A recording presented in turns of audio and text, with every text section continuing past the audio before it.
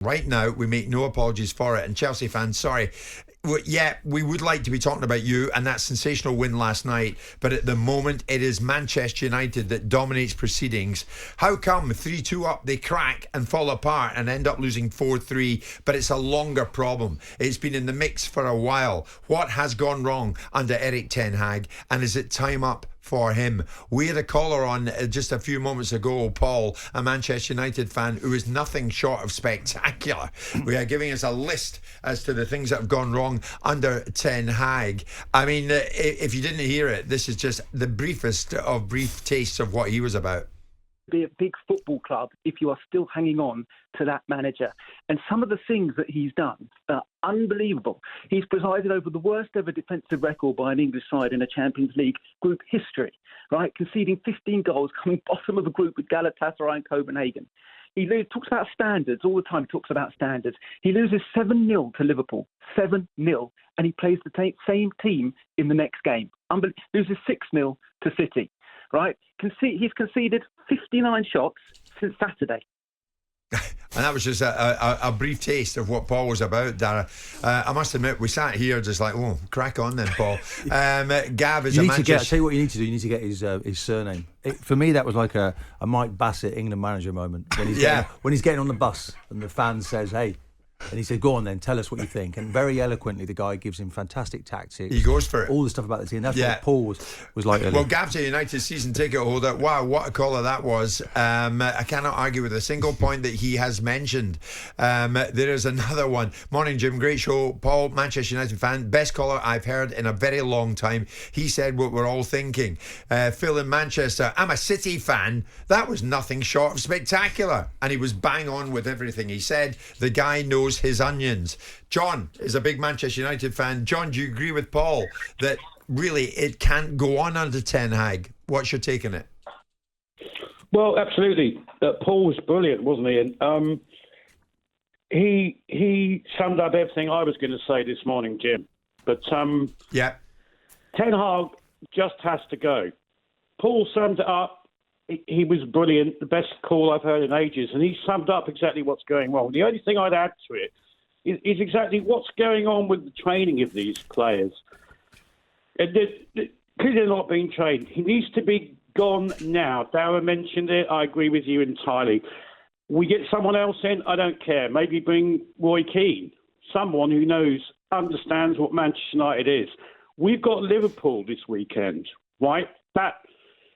I'm just terrified by what's going on, and he's culpable for so many things. Paul summed it up, so I won't even say all. I want him gone, and I hope that Sir Jim is listening, and he will know this. Unfortunately, you can't reward failure. Yeah, and that's what's called. And that's what you're witnessing.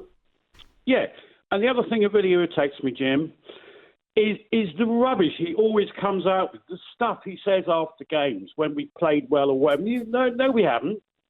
No. Okay, John, listen, thank you. Many points here for us to dwell on. Scott, do you agree with John and Paul before him? Good morning. Absolutely not, gents. Absolutely not. These are the same fans last season that were saying it was the best thing since sliced bread. We finished in the top four. We got to the final. It's the same thing with these fans that started Sport United when we were the big club.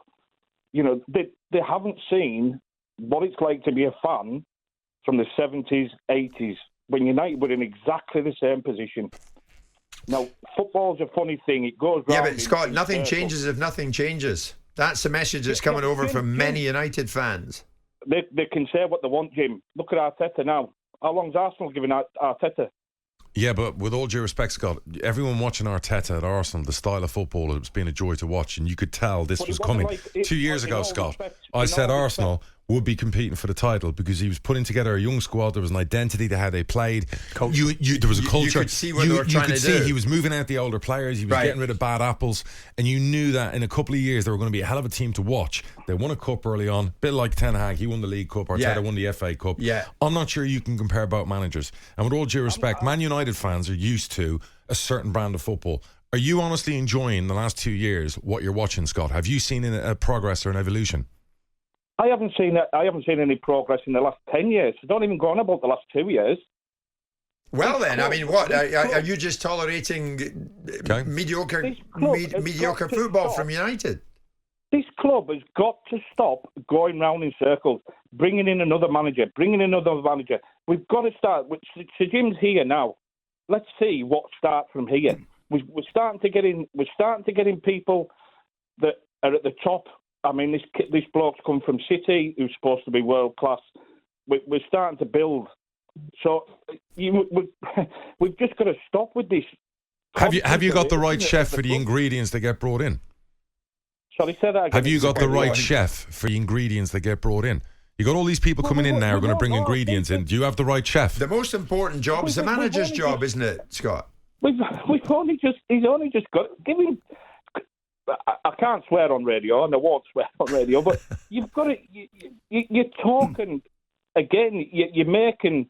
I don't know. It sounds like you're making reasons for him to be sacked. Give him chance. They've only just come in. But Scott, here's Martin. Scott, I would like you to be heard, to be honest. But is it not just misplaced loyalty? I admire you wanting to be loyal, but this is not. This is a manager now who feels as if he's out of his depth, and you still want to support that? I was loyal with Ron Atkinson back in the 80s. He gave you cup competitions successes, though, didn't he? Yeah, we're into a semi-final of an FA Cup. The picture is bigger for United these days, though. Scott, listen, thanks for the call. Martin, the picture is bigger. There is not a Manchester United fan in the land who doesn't think, under Sir Jim Ratcliffe and Barada, who's come in, and all the other movements behind the scenes, that United shouldn't be competing with Liverpool and City at the very top. No, and Arsenal, for that matter. That is where United want to be. They want to be slugging it out at the top table. Not just winning a cup competition every now and again. Yeah, and Ratcliffe's sitting there every game, isn't he? We're sitting there with Peter Schmeichel, one of the club's best ever goalkeepers. If he doesn't already know it's not good enough, he'd have certainly been hearing it in his ear. So, and what the manager, it feels like a lot of propaganda, because it's not it's not what you're seeing. And the fans, they're no fools. They all know. We all know there's going to be a big change at the end of the season, Jim. It's just about who is going to be that person that comes in and makes the change. We're not seeing enough on the pitch. As I said, I watched very closely at the weekend. I was doing Match of the Day, and it gives you a bit of time to look at them, the structure. And Brentford were passing the ball out beautifully. You thought it was Bayern Munich I was watching. And they don't press together collectively. They don't seem to know how to do that. Now, that has to go back to the coaching staff. When you make simple mistakes from corners, from restarts, again, it's the coaching you look at. There's no protection for the defence. And you say you could drive a bus Martin, through the midfield from the start of the season. Are there other top coaches out there who could do a better job for Manchester United than Ten Hag? It's a fairly simple question. There'd be an awful lot licking their lips, looking at the players and thinking, do you know what, I can make something of this, something a whole lot more than what I'm seeing at Manchester United. Jim White and Simon Jordan. Monday to Friday mornings from 10 on AM, on DAB, via the talkSPORT app and on your smart speaker. talkSPORT.